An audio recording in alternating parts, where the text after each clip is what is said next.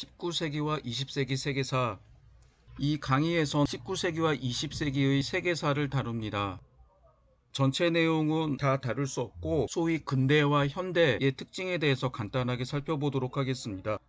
근대에 있었던 국가, 특히 유럽과 미국에 있는 국가를 국민국가라고 합니다. 네이션 스테이트라고 합니다.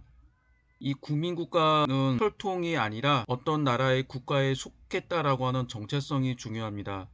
이는 특히 프랑스 대혁명을 시작으로 해서 여러 나라에서 일어났던 시민혁명 이후 자기가 어느 나라의 국민 또는 시민이라고 하는 정체성을 가지고 형성된 국가입니다.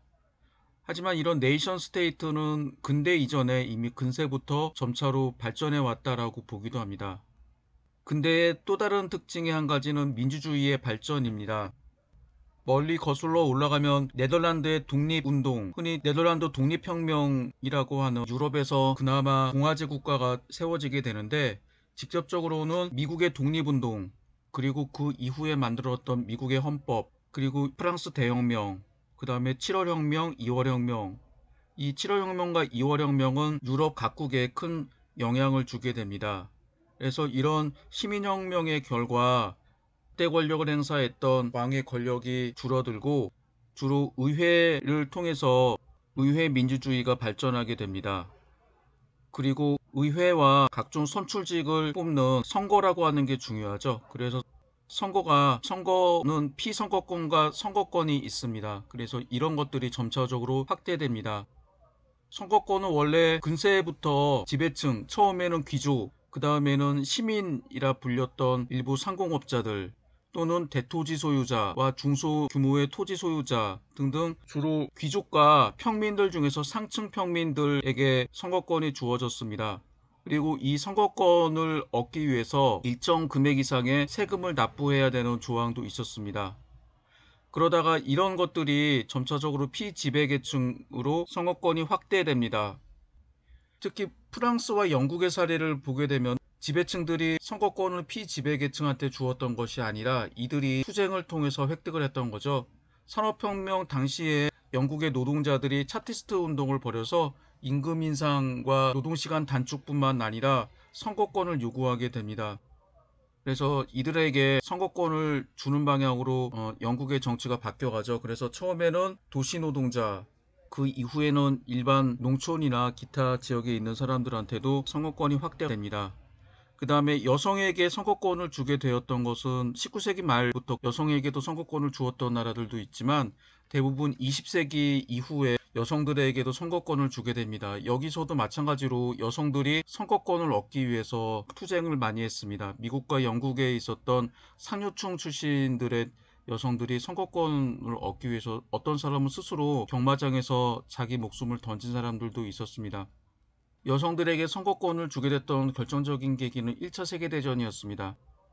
1차 세계대전 때 남성들이 전쟁터에 나가서 주로 죽게 되자 여성들이 공장이나 사무실에서 일을 하게 되면서 여성들의 협조를 얻기 위해서 선거권을 주게 되었다라고 합니다.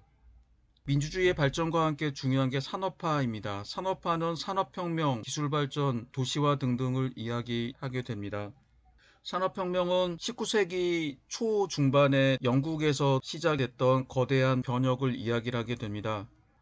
원래는 이게 장기간에 걸쳐서 이루어진 발전이기 때문에 혁명이라는 표현 대신에 산업화라는 표현을 쓰는 학자들도 있고, 이게 인류 역사에서 보면은 거대한 번역이라고 해서 산업혁명이라고 이야기를 하는 학자들도 있습니다. 영국에서 마트의 증기기관 등 여러가지 과학기술이 결합이 돼서 공장에서 대량 생산할 수 있는 산업체제가 만들어지게 됩니다. 그래서 공장에서 기계를 돌려서 값싸고 품질 좋은 물건들을 만들고 이를 팔고 수출하는 대량 생산, 대량 소비로 이어지게 되는 거죠. 그리고 제임스 와트의 증기기관을 비롯해서 각종 방직기, 방적기, 역직기, 기선 등등 여러가지 기술이 발전하게, 그리고 공장이 세워짐에 따라 공장 주변에 출퇴근하는 노동자들이 모여 살게 되고 도시가 공장과 시장, 상업지역, 금융지역 등을 중심으로 해서 도시의 규모가 커지게 됩니다.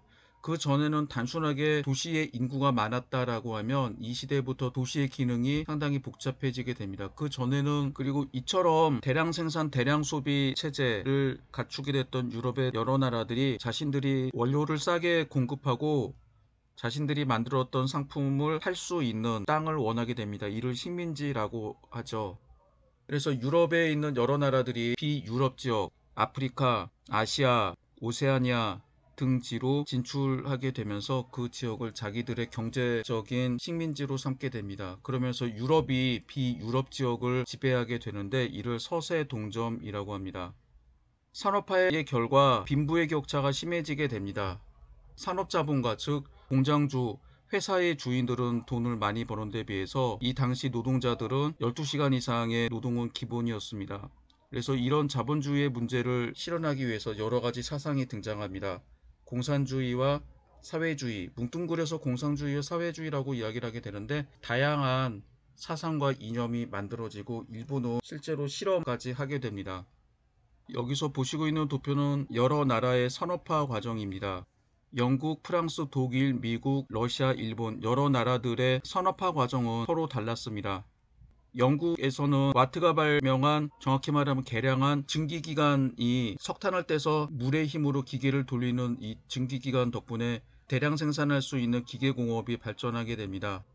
영국은 운이 좋게도 도시 주변이나 평지 같은 지역에서 석탄이 생산이 됐습니다.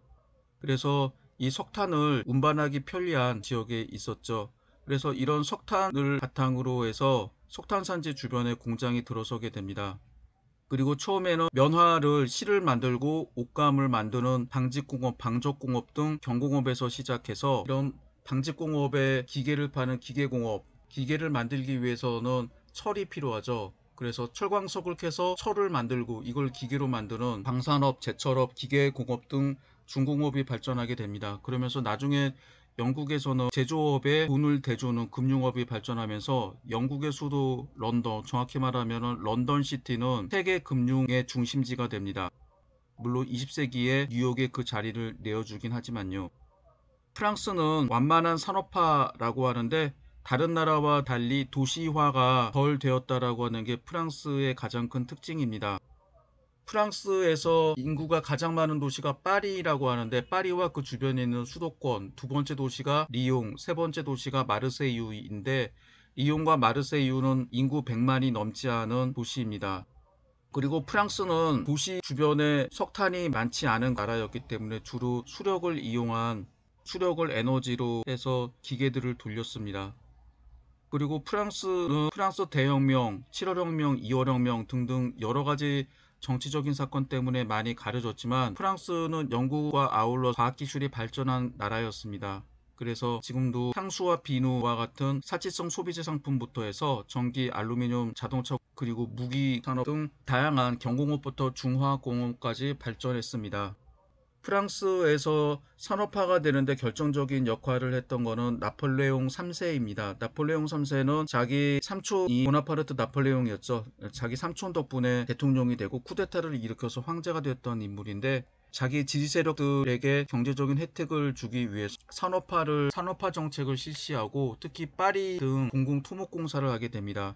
그래서 프랑스가 산업과 제조업이 발전할 수 있는 계기가 되었다라고 합니다.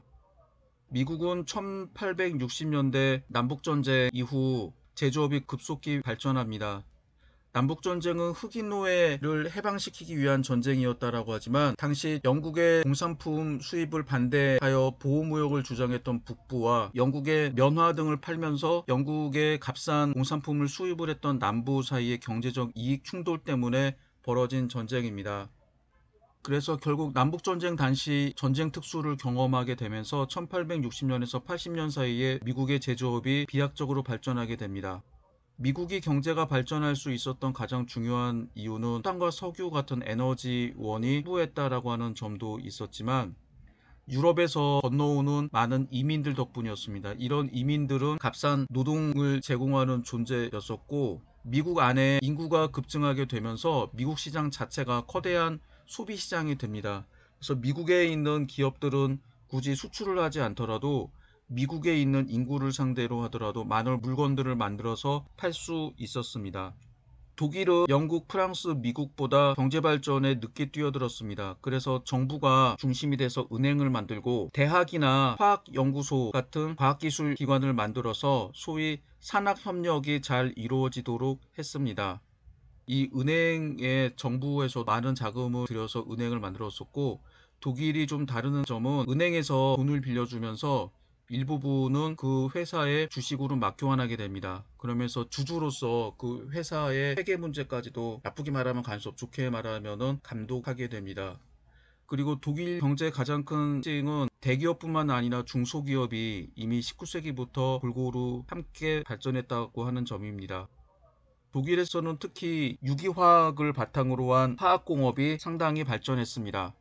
여러분도 이름을 들어보셨을 바이엘, 획스트 이런 화학회사들이 이미 19세기부터 존재했었고, 독일의 화학은 당시 세계 최고였습니다.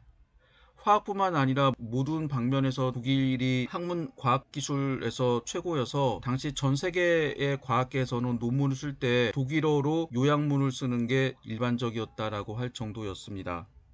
그래서 19세기 말이 되면 독일은 유럽에서 최고의 제조업 강국이 됩니다. 물론 양적으로 따지면 미국을 능가할 수 없지만 질적인 면을 따지게 되면 세계 최고의 제조업 국가나 다름없었죠.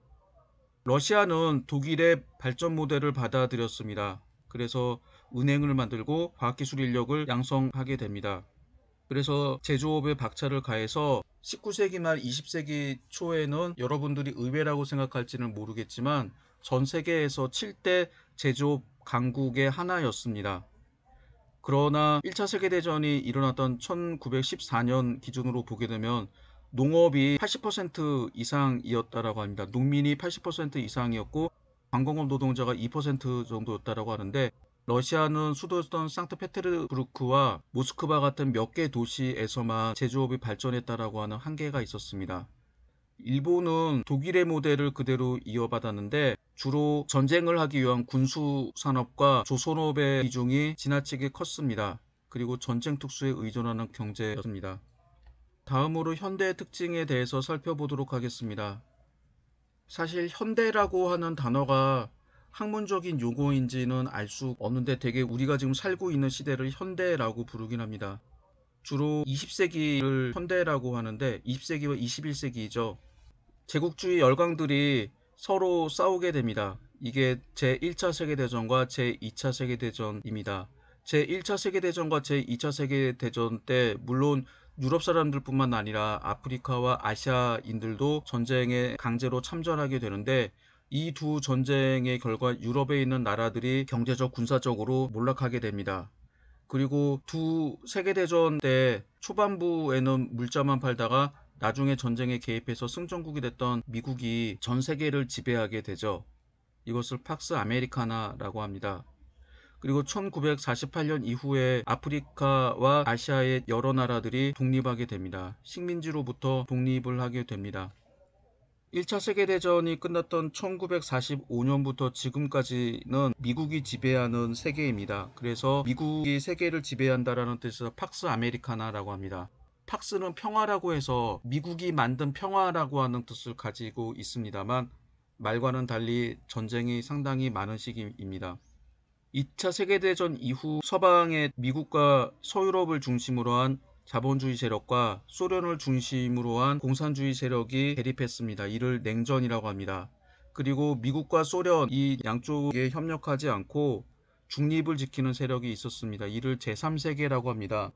인도, 중국, 인도네시아, 이집트 이런 나라들이 제3세계의 주요 국가들이었습니다. 이 제3세계는 1980년대 후반 소련과 동유럽 공산주의 국가들이 망한 이후에 존재의 가치가 없어지게 됩니다. 미국의 가장 큰 특징은 사실 냉전 시대 때 자본주의와 공산주의의 대립구도로 몰고 갔지만 소련을 봉쇄하는 정책입니다. 컨테인먼트 팔러시라고 하는데, 그래서 소련이 여러 지역으로 진출하는 것을 봉쇄하게 되는 거죠. 특히 소련이 바다로 진출하는 것을 대서양, 태평양, 인도양 각 지역에서 막는 정책을 취했습니다. 소련이 붕괴되고 러시아를 비롯한 여러 국가들로 독립된 다음 미국은 중국을 가상의 적으로 간주했죠.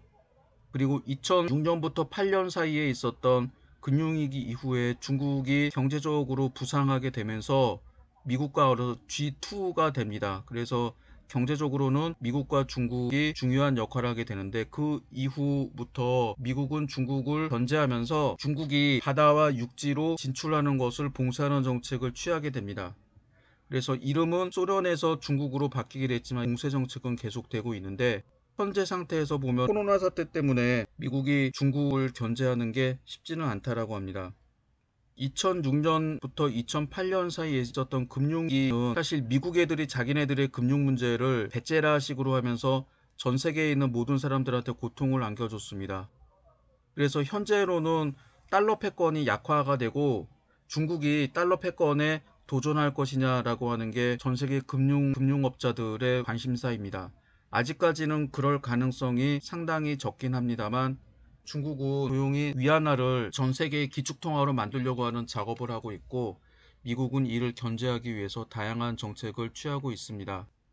도널드 트럼프 대통령이 대통령으로 취임한 다음에 중국 때리기를 계속했는데, 그래서 보호무역 정책으로 들어가서 중국의 미국 수출을 막는 조치를 취했는데, 올해 대선에서 트럼프가 재선에 성공할지 민주당 후보가 대통령이 될지는 알 수 없습니다. 그러나 지금 미국의 정계 분위기를 보면 공화당뿐만 아니라 민주당도 중국 때리기가 필요하다라고 생각을 하고 있다고 합니다. 그래서 21세기는 중국과 미국의 경제전쟁이 계속 벌어지게 되고, 그 사이에 낀 우리나라는 고래 싸움에 새우등 터지는 게 아니라 잘 해서 실리를 취해야 되는 상황입니다. 그리고 세계화와 반세계화가 되풀이되는 게 현대의 특징입니다. 학자들에 따르면 제1차 세계화는 20세기 초부터 시작을 해서 1차 세계대전이 발생했던 1914년에 정점을 찍었다라고 합니다. 그러다가 세계화의 분위기가 탈세계화 혹은 반세계화가 되었던 것이 세계대공황이었습니다. 세계대공황 역시 미국에서 주식시장이 폭락하게 되고 금융업이 어려워지게 되자 미국이 유럽에 대출해 주었던 돈들을 회수하기 시작하면서 유럽의 경제가 어려워지기 시작하죠. 이때 미국과 유럽에서는 각각 보호무역 정책을 취하게 되면서 문제를 해결하려고 했습니다. 이런 보호무역 정책이 탈세계화의 대표적인 정책이었죠. 그러나 이런 보호무역에 큰 타격을 받던 독일이 제2차 세계대전을 일으키게 되고, 이를 반성하게 되면서 보호무역 대신에 자유무역을 취하자는 쪽으로 바뀌게 됩니다. 그리고 1970년 이후에 두 번째 세계화가 진행이 되고 있습니다. 지금이 세계화의 정점인지 아니면은 앞으로 더 세계화가 정점에 달할지는 알 수는 없습니다. 그래서 지금 시점에서 세계화가 계속 진행이 될지 아니면 반대로 탈세계화 될지 불분명합니다.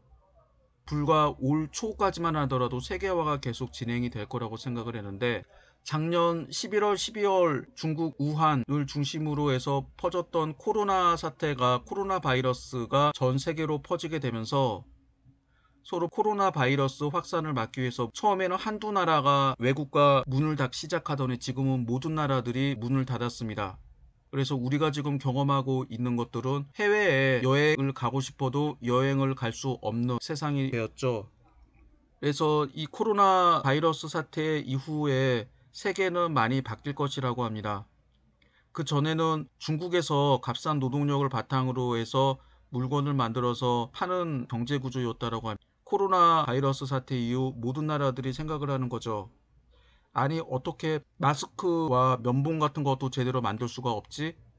사실 여러분들이 뉴스를 들어보시면 아시겠지만 마스크나 면봉을 만들 수 있는 나라는 중국과 우리나라 정도밖에 없습니다. 미국에서도 이런 것들을 만들 수 없죠. 그래서 앞으로 이런 대규모 질병이나 위험을 회피하기 위해서 자기 나라에 공장을 두도록 장려한 정책으로 바뀔 거라고 합니다. 즉, 그 전에는 미국의 예를 들게 되면 미국의 본사는 미국에 있고 아시아를 비롯한 각지에서 물건을 만들다가 미국으로 다시 수입을 하거나 다른 나라에 파는 경제 구조였다라고 하면은, 미국에서 값은 좀 비싸더라도 나이키를 비롯한, 설마 나이키가 미국에 공장을 지을지는 모르겠는데, 공장들을 만들어서 수입을 줄이고 대부분 제조업 제품들을 자급자족하는 식으로 경제가 바뀔 거라고 하는 거죠. 그래서 코로나 바이러스 이후에 탈세계화가 본격적으로 진행될 것이라고 전망을 하는 사람들도 있습니다. 그러나 지금은 1, 4분기와 2, 4분기 시점이고 내년이 되면 또 어떻게 될지 모르죠. 2차 세계대전이 끝난 다음 미국이 경제적으로 장악을 하게 됐던 두 가지 사건이 있었습니다. 마샬 플랜과 브레튼 우즈 협정입니다. 마샬 플랜은 당시 소련이 동유럽에 있는 여러 나라들을 공산화시키고 공산주의가 확대되는 것을 막기 위해서 패전국 독일을 비롯한 영국과 유럽의 여러 나라들에게 막대한 자금을 퍼부었습니다. 이런 미국의 달러 자금을 받아들인 유럽은 전후 재건에 성공하게 됩니다. 그리고 브레튼 우즈 협정은 미국의 달러화를 기축통화로 인정하고 금 1온스당 35달러로 고정을 하게 되면서 미국의 달러를 금과 바꿔주게 되는 태환이라고 하는 조치를 취하게 됩니다. 이 조치 이후에 달러는 사실상 기축통화가 됩니다. 기축통화라고 하는 거는 해외에서 관광을 하거나 서로 거래를 하거나 금융업에 투자를 하게 될 때 자기 나라 돈이 아니더라도 자기 나라 돈처럼 쓸 수 있는 돈을 뜻합니다. 달러가 세계 기축통화가 됐다라고 하는 말은 다시 말하면은 미국이 이 달러를 무기로 해서 전 세계 경제를 좌우할 수 있다라고 하는 뜻입니다. 그러나 베트남 전쟁 때 과도한 전비를 지출했던 미국은 결국 금태환을 감당하지 못하게 됩니다.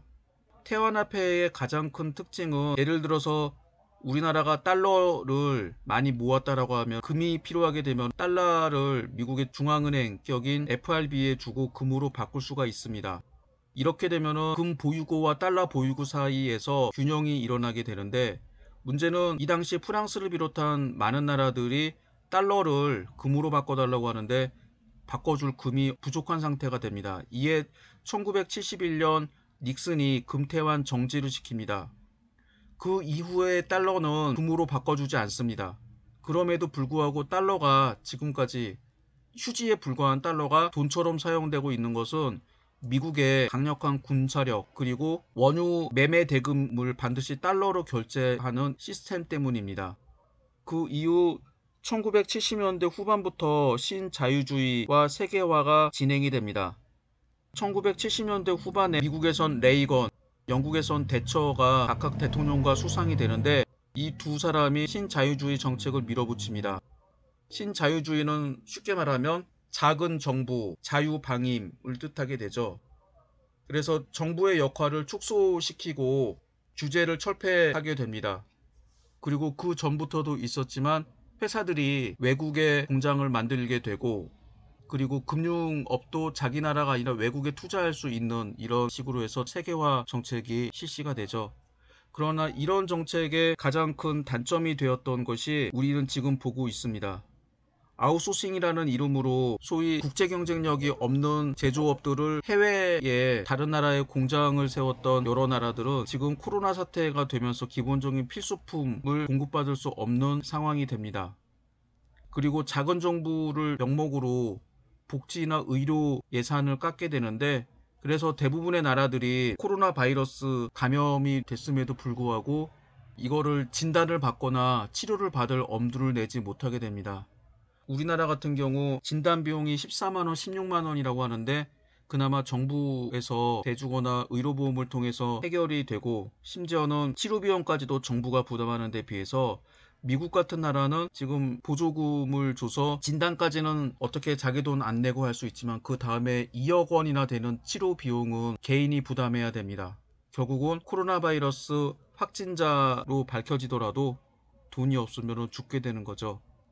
이게 신자유주의의 가장 큰 폐해입니다. 브레튼 우즈 체제는 설명한 대로 미국 달러화를 기축통화로 하는 금본위 제도를 실시하게 됩니다. 태환 지폐라고 하죠. 태환 지폐라고 하는 거는 지폐를 가져오게 되면 금이나 은 등 귀금속으로 바꿔줄 수 있는 지폐를 뜻합니다. 금 1온수를 35달러로 고정시키고 그 외에 다른 나라에 통하는 달러에 고정시키는 고정환율 제도를 도입했습니다. 그리고 국제통화기금과 국제부흥개발은행을 설치했습니다. 그리고 국제통화기금 IMF에서는 SDR이라고 하는 특별 인출권을 만들어서 서로 통화결제에 사용하기도 합니다. 앞으로 우리가 갈 길은 어떤 길일까요? 이 수업 시간에는 이 질문에 대한 답을 제공하지는 못하지만 과거의 역사를 통해서 이 질문에 대한 정보를 제공할 수 있을 것으로 생각합니다.